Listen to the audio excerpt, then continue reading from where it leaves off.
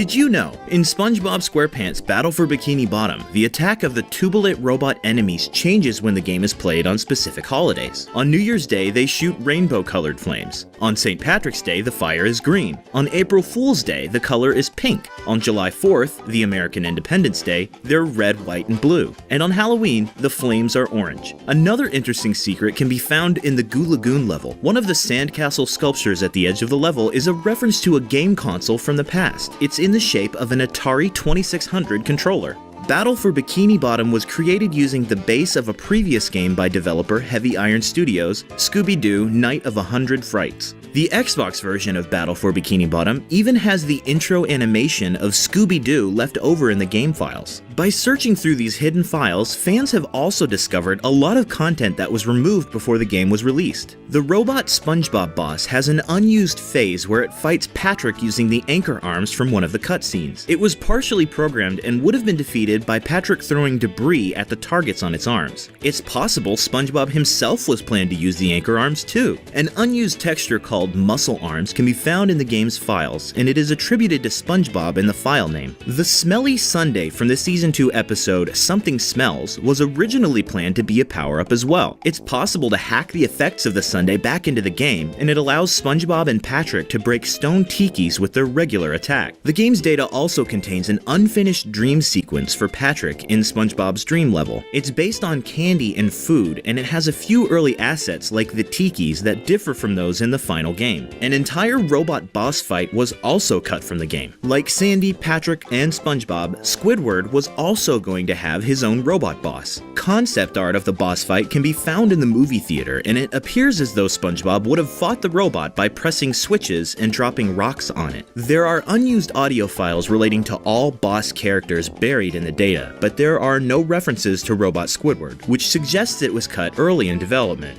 The Game Boy Advance version of the game still includes the Robot Squidward boss fight in the final version. The SpongeBob SquarePants movie game has many interesting secrets as well. In the level Welcome to Planktopolis, Minions, Heavy Iron Studios hid their best records for the time trial levels in a secret spot. A hidden alcove can be reached by heading to a high ledge that overlooks a lava pit across from two large plankton statues. Falling off the ledge next to the wall will lead players to a hidden spot where after a few moments a window will pop up displaying the time trial records. The developers included another reference to their studio in the Shell City Dead Ahead level. A license plate can be found among the piles of garbage that reads HVY-IRN, an abbreviation of Heavy Iron. Another interesting fact about the game has to do with Patrick's underwear. Even though it's never seen in-game, fans have discovered the model for Patrick is clothed with fully textured Goofy Goober tighty-whities under his shorts. Later in the game, when SpongeBob and Patrick arrive on the beach and meet David Hasselhoff like they do in the movie, he's never actually referred to by name. This is likely because the publisher THQ lacked the licensing rights to use his name and likeness. Instead, the character just vaguely resembles David Hasselhoff.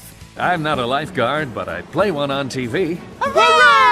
The line, "I'm not a lifeguard, but I play one on TV," references Hasselhoff's role as a lifeguard on the TV drama Baywatch. The SpongeBob SquarePants movie game for PC used a different workaround for the licensing issues. Rather than referring to Hasselhoff's character as a lifeguard, he is instead treated as a mythical beast, and his name is censored with a dolphin noise. Unlike the console versions, the PC version of the SpongeBob SquarePants movie game is a point-and-click adventure, and it also contains references to PC games from the past. During the 5th chapter, when SpongeBob tries to leave the bounds of the level and enter areas blocked by fog, he says, "It's too foggy to see. I could get eaten by a Gru." This is a reference to Zork, the classic 1980 text-based adventure game. In Zork, if players tried to explore dark areas without a source of light, the game would warn, "It's pitch black. You are likely to be eaten by a Gru."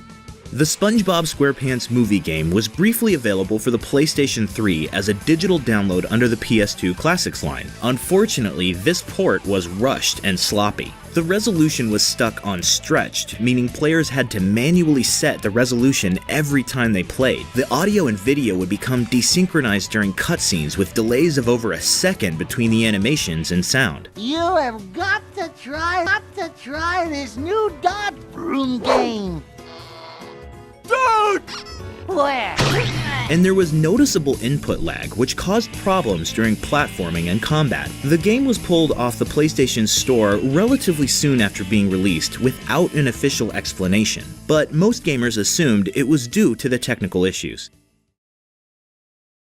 SpongeBob SquarePants' first appearance in a major video game wasn't a game of his own, but in a kart racer called Nicktoons Racing. It was first released for the Game Boy Color, but subsequent versions came out for the Game Boy Advance and the original PlayStation. There was even a full-sized arcade version, complete with a chair in the shade of Nickelodeon orange. Speaking of ensemble-style games, SpongeBob was cited by Super Smash Bros. Creator Masahiro Sakurai to be a very popular request for a new playable fighter. Unfortunately, Sakurai shot down any hopes of the yellow sponge appearing in Nintendo's Brawler. In an interview, Sakurai mentioned the massive support for SpongeBob, but along with Goku from Dragon Ball, he said these multimedia characters are impossible to implement. The game SpongeBob SquarePants Creature from the Krusty Krab had a feature that was prevented from being added because of guidelines from the licensor. Andrew Oliver of Blitz Games had originally planned for the Wii version to have shooter-style segments that used the Wii remote like a gun. Ultimately, the developers decided against it. Oliver explained, "It's a cartoon license and Nickelodeon were uncomfortable with shooting. It's not that we couldn't do it, but it added risk if we went down that route and were told it couldn't go in.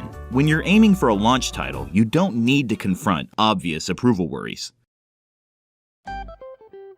One SpongeBob SquarePants game was so flawed that it may have led to the closure of the studio that created it. SpongeBob SquarePants Revenge of the Flying Dutchman, developed by Big Sky Interactive, had generally poor reviews all around, but the PlayStation 2 version was particularly problematic. The game frequently froze on loading screens between different areas, and it caused players to actually lose their save files. The poor quality and bugs may have been due to internal problems the studio faced during development. Big Sky Interactive was originally the American branch of a French company called Callisto Entertainment. While the studio was in the middle of creating another game based on a Nickelodeon franchise, Jimmy Neutron Boy Genius, their French parent company filed for bankruptcy. Having all the resources available to continue the operation on their own, the American branch split and became Big Sky Interactive. Soon after that, Big Sky heard that Nickelodeon was looking for a developer to bring SpongeBob to the PS2 and GameCube. Many members of Big Sky were huge fans of SpongeBob, and the studio needed work, so they created a demo using the code from Jimmy Neutron. In an interview at E3 2002, Big Sky Interactive co-founder Matt Scabilia explained, "A handful of people, mostly artists, took the technology we'd been working on and created a full working level of SpongeBob in 2 weeks, with gameplay, platforms, animations, a collection of items, and a working HUD.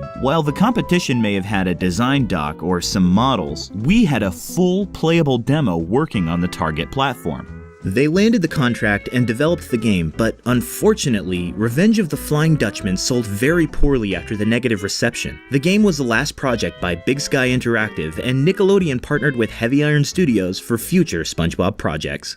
Don't forget to subscribe to Did You Know Gaming for more facts and trivia. And if you like this video, give it a like. And if you like SpongeBob video games, then you probably know how glitchy they can be. Check out our clip show of all the glitches we ran into playing SpongeBob games on the YouTube channel I'm from, Fond Memory Vacation. Nostalgia Trip.